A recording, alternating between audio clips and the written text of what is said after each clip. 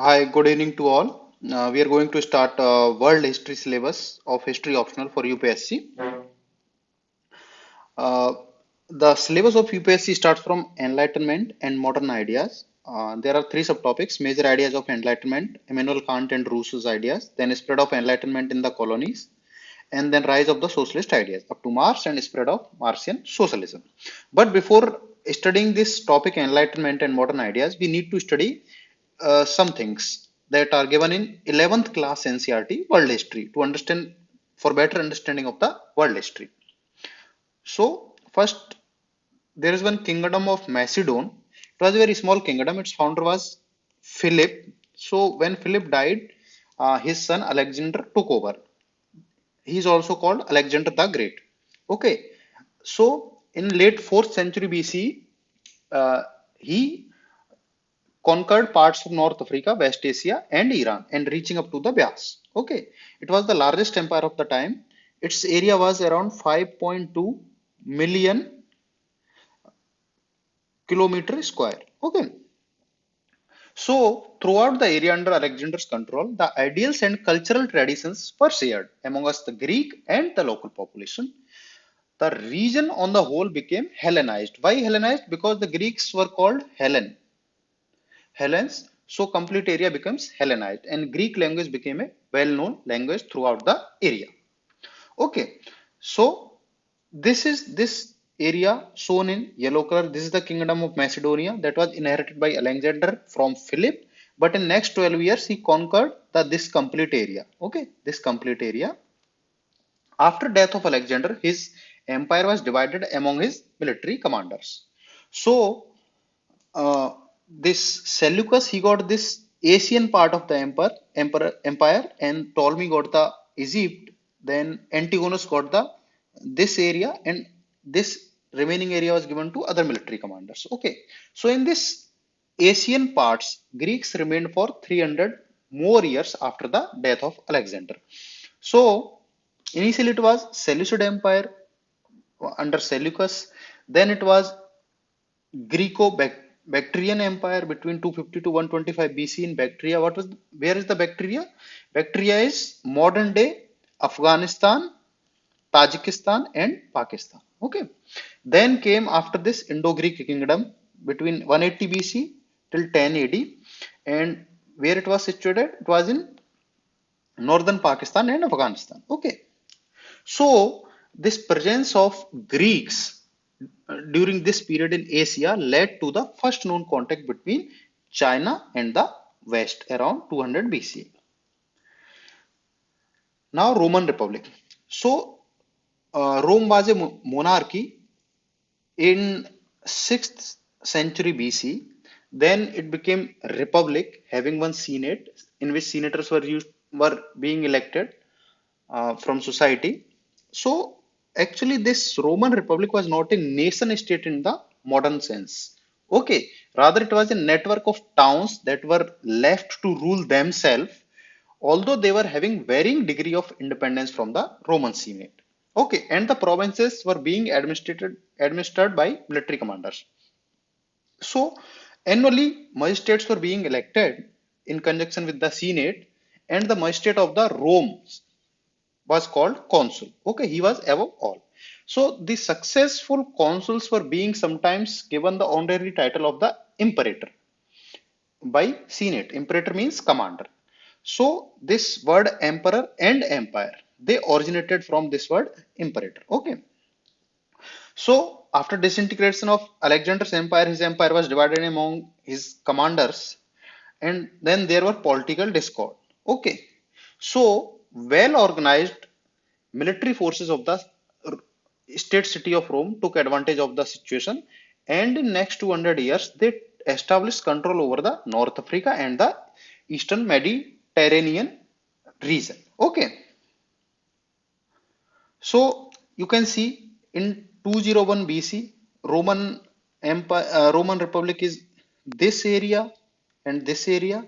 Then in next 100 years, they will win this area, and Eastern Mediterranean region, and this area of Africa.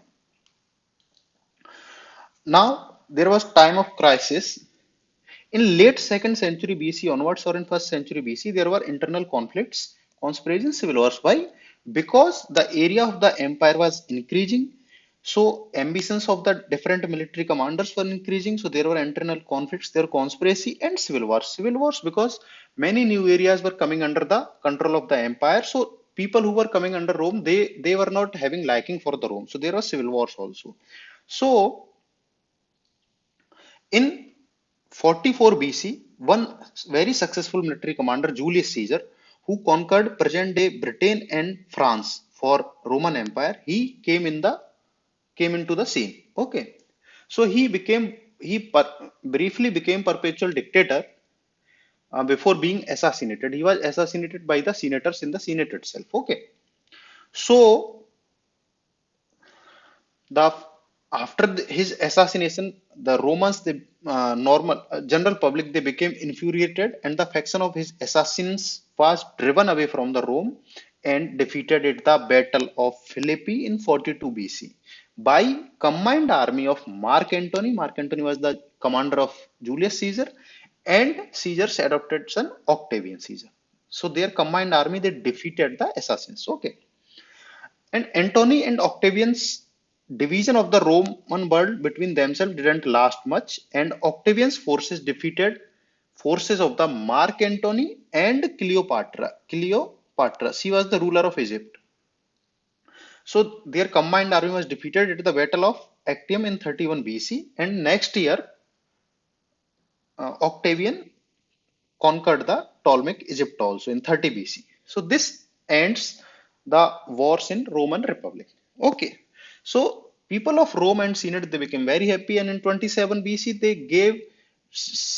they made Octavian the princeps. Princeps means first citizen. Okay, first citizen, and they gave him name Augustus. Augustus means the venerated, the venerated. Okay.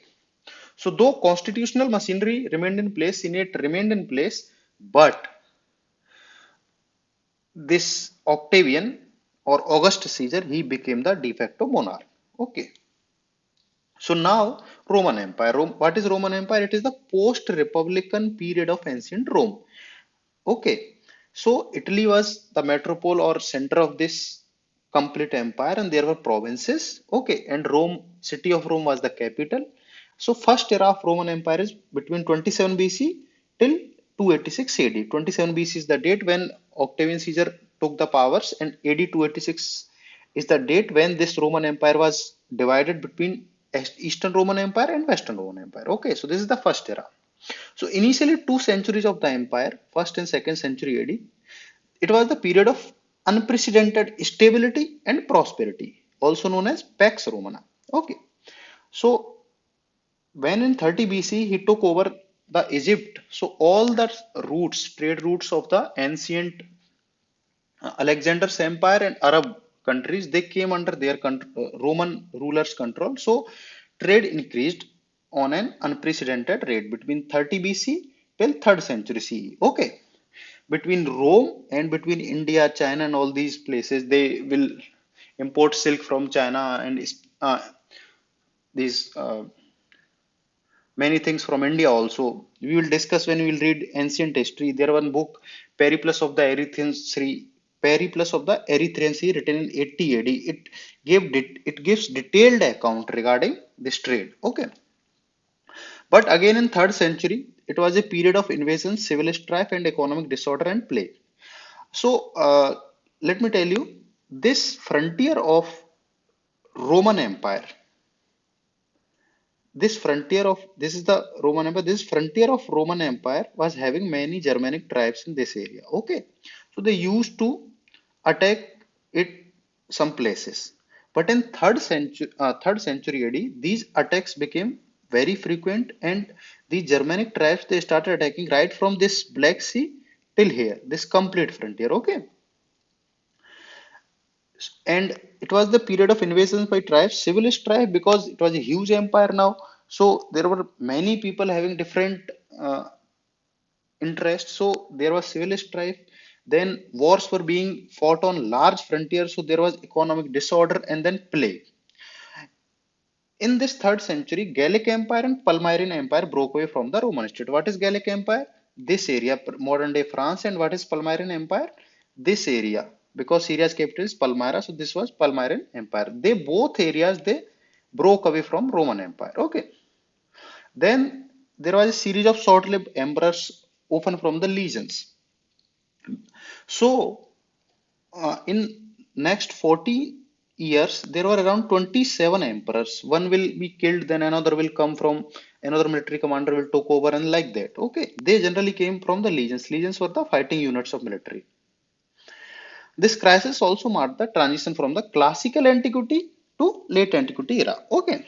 Then came one king, Diocletian, to stabilize this thing. He set up two different imperial courts, one in Greek East, having uh, capital in there only, and one in Latin West, having capital in Rome in 286 AD. And he started tetrarchy system. What was the tetrarchy system? Four people will be selected, two will be emperors, and two will be their successors. These two emperors, they will combinedly rule Eastern and Western Roman Empire, and when they will retire, their successors will take place. So for 2-3 generations, this system worked. Okay. So this is Roman Empire. There were three types of provinces.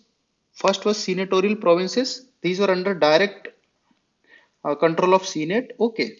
Then were imperial provinces. This greener one, they were under governors and military commanders, and then client state. Like this, they will pay the taxes and they will maintain their autonomy. Okay. So after this tetrarchy system came one king called Constantine the Great. He restored the order.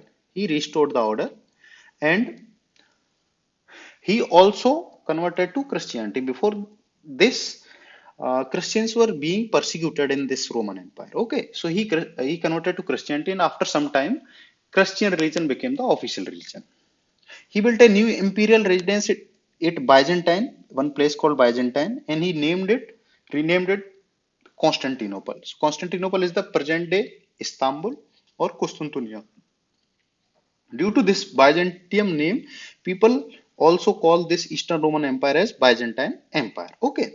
So political legacy of Constantine is that he started principle of dynastic succession. Before him, people were being emperors were being selected either from military legions, successful military commanders were being selected as emperors, or the successful or powerful senators. But he started the dynastic succession, and he left his empire to his sons and other members of the Constantinian dynasty. Okay. So this is the Western Roman Empire. You can see in 395 AD. This area is the Western Roman Empire, Latin, and this is Greek Eastern Roman Empire, having capital at Constantinople. This Constantinople is between Black Sea and Mediterranean Sea, and between Europe and Asia. So between two seas and two continents. Okay.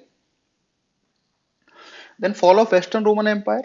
So I already told you there were some Germanic tribes called Goths, Visigoths, Vandals on the frontiers of this empire. Okay, so there was some arrangement between these tribes and Roman Empire regarding trade, military recruitment, and settlements. Okay, so as you know, for to fight this war and to maintain peace in such a large empire, Roman Empire used to maintain a huge military. So for that military recruitment, they used to have recruitment from these tribal areas. They used to call these tribes as they used to call them barbarians. Okay, but they will train them according to Roman traditions, and then they will be recruited in military of the Rome.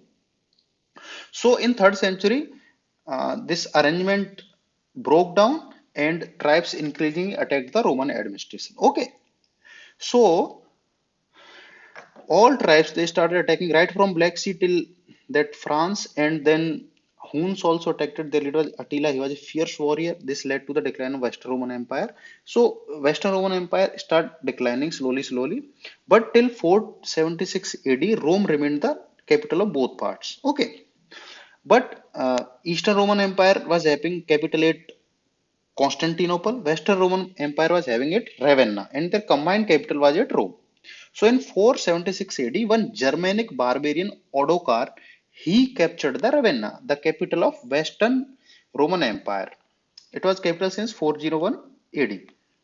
So he deposed the ruler of Western Roman Empire called Romulus Augustulus. He was a 16-year-old empire emperor. He was deposed, and this Odoacer he sent the imperial signia to Eastern Roman Empire to Constantinople.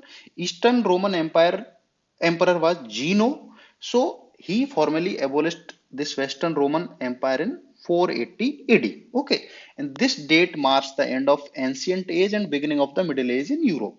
So Middle Age begins at this date and goes till 1453 when Eastern Roman Empire was also abolished. Okay, so between 481 1453 is the Middle Age. Okay, this is the map. You can see invasions of the Roman Empire between 100 and 500 CE by different these barbarians. So this is Western Roman Empire, this is Eastern Roman Empire. You can see uh, Huns is attacking from here to different sides, then Vandals attacking, Goths attacking, Ostrogoths attacking. Okay, Rome is under attack from Vandals also. Visigoths is attacking. They will destroy the Rome and then they will go up to here, modern day Spain. Then Angles and Saxons are coming to this area because Angles they settled in this area, so this area named as England, and then Franks they settled in this area, so this will be called as France. But Eastern Roman Empire will survive this as and its capital Constantinople. This will survive for next 1000 years. It will survive till 1453 when it will be conquered by Ottoman King Mehmed II. Okay, so we will discuss remaining things in next lectures.